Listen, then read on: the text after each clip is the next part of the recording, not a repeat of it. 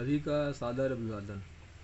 आज हम कक्षा अष्टम विषय विज्ञान के अंतर्गत अध्याय 1 फसल उत्पादन एवं प्रबंध से संबंधित अभ्यास प्रश्नों का उत्तर आपको बताएंगे। यद्यपि सभी प्रश्नों को उत्तर यहाँ पर हल किया गया है, हम उन्हीं प्रश्नों का उत्तर आपको विस्तार से बताएंगे जिनका वर्णन ऑनलाइन क्लास में नहीं हुआ है। जिन प्रश्नों को हम ऑनलाइन क्लास में चर्चा कर चुके हैं उनमें आवश्यकता अनुसार हिंट देंगे अथवा आपको स्वयं लिखना रहेगा। प्रश्न 1, उचित शब्द छांटकर रिक्त स्थानों की पूर्ति कीजिए। तैरने, जल, फसल, पोषक, तैयारी का एक स्थान पर एक ही प्रकार के बड़ी मात्रा में उगाए गए पौधों को रिक्त स्थान कहते हैं। आप जानते हैं कि यहाँ पर हम फसल भरेंगे। खा, फसल उगाने के प्रथम चरण में मिट्टी की रिक्त स्थान होती है, तो फसल उगाने के प्रथम चरण में मिट्टी की तैयारी होती है, अतः रिक्त स्थान पर यहाँ हम तैयारी लिखेंगे। क्षतिग्रस्त बीज जल की सतह पर रिक्त स्थान लगते हैं। आप जानते हैं कि जब क्षतिग्रस्त बीजों को जल में डाला जाता है तो क्षतिग्रस्त बीज पानी पर तैरने लगते हैं, अतः यहाँ पर हम तैरने लिखेंगे। घा, फसल उगाने के लिए पर्याप्त सूर्य का प्रकाश एवं मिट्टी से रिक्त स्थान तथा रिक्त स्थान की आवश्यकता होती है। आप जानते हैं कि फसल उगाने के लिए पर्याप्त सूर्य का प्रकाश एवं मिट्टी से जल और पोषक की आवश्यकता होती है, अतः हम प्रथम स्थान पर जल और दूसरे स्थान पर पोषक लिखेंगे। प्रश्न 2, कॉलम ए के शब्दों का मिलान कॉलम बी से कीजिए। कॉलम ए के प्रश्नों को हम पढ़ दे रहे हैं। फर्स्ट खरीफ फसल, सेकेंड रबी फसल, थर्ड रासायनिक उर्वरक, फोर्थ कार्बनिक खाद। कॉलम बी, फर्स्ट मवेशियों का चरण, सेकेंड यूरिया एवं सुपर फास्फेट, थर्ड पशु अपशिष्ट, गोबर, मूत्र एवं पादप अवशेष, फोर्थ गेहूं, चना, मटर, फिफ्थ धान एवं मक्का। आप जानते हैं कि कॉलम में 4 विकल्प दिए गए हैं, अर्थात यहाँ पर एक विकल्प निरर्थक है और वह निरर्थक विकल्प फर्स्ट मवेशियों का चरण है। उत्तर कॉलम ए का कॉलम बी से मिलान के रूप में हम जो लिखेंगे वह इस प्रकार है। खरीफ फसल धान एवं मक्का, रबी फसल गेहूं, चना, मटर, रासायनिक उर्वरक यूरिया एवं सुपर फास्फेट। इसके अतिरिक्त हम आपको बता दें कि रासायनिक उर्वरक के रूप में अमोनियम सल्फेट और पोटास का भी उपयोग किया जाता है। कार्बनिक खाद पशु अपशिष्ट, गोबर, मूत्र एवं पादप अवशेष। निम्न के प्रश्न 3, निम्न के दो उदाहरण दीजिए। खरीफ की फसल, रबी की फसल। इसकी व्याख्या हम ऑनलाइन क्लास में कर चुके हैं, अतः इसका उत्तर आप स्वयं लिखेंगे। प्रश्न 4, निम्न पर अपने शब्दों में एक एक पैराग्राफ लिखिए। का मिट्टी तैयार करना, खा बुआई, गा निराई, भा थ्रेसिंग। मिट्टी तैयार करना और बुआई का वर्णन हम ऑनलाइन क्लास में विस्तार पूर्वक कर चुके हैं, अतः इन दोनों खंडों का उत्तर आपको स्वयं लिखना है। हम आपको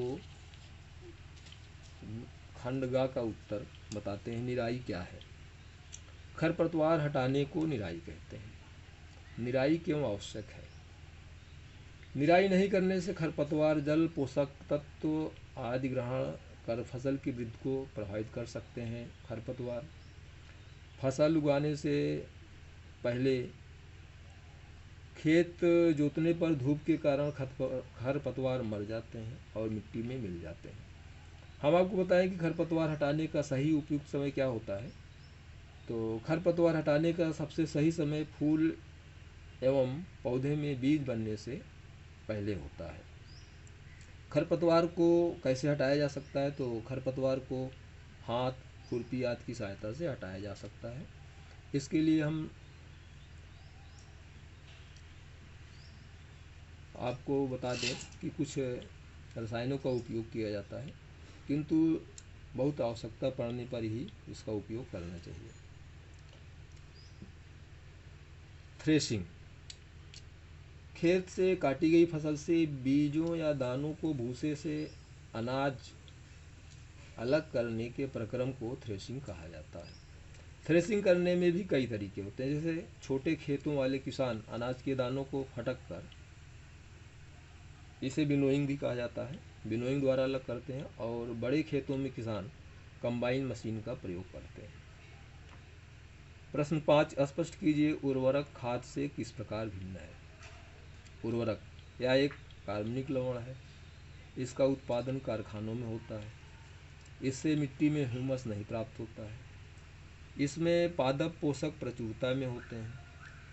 यह पानी में घुलनशील होने के कारण इनका अवशोषण शीघ्र हो जाता है। खाद यह एक प्राकृतिक पदार्थ है जो गोबर, मानव अपशिष्ट एवं पौधों के अवशेष के विघटन से प्राप्त होता है। खाद खेतों में बनाई जाती है। इससे मिट्टी को ह्यूमस प्रचुर मात्रा में प्राप्त होता है। इसमें पादप पोषक अपेक्षाकृत कम मात्रा में होता है। यह पानी में घुलनशील होने के कारण इसका अवशोषण धीरे धीरे होता है। प्रश्न 6, सिंचाई किसे कहते हैं। जल संरक्षित करने वाली सिंचाई की 2 विधियों का वर्णन कीजिए।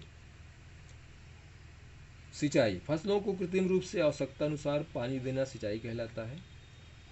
जीवित रहने के लिए पौधों की जल की आवश्यकता होती है। पौधों में लगभग 90% जल होता है। जल संरक्षित करने वाली सिंचाई की 2 विधियां के रूप में हम छिड़काव तंत्र और ड्रिप तंत्र विधि का वर्णन करते हैं। छिड़काव तंत्र, इस विधि का उपयोग असमतल भूमि के लिए किया जाता है जहां पर जल कम मात्रा में उपलब्ध होता है। ड्रिप तंत्र, इसमें जल बूंद बूंद करके पौधों पर गिरता है और बेकार नहीं होता है।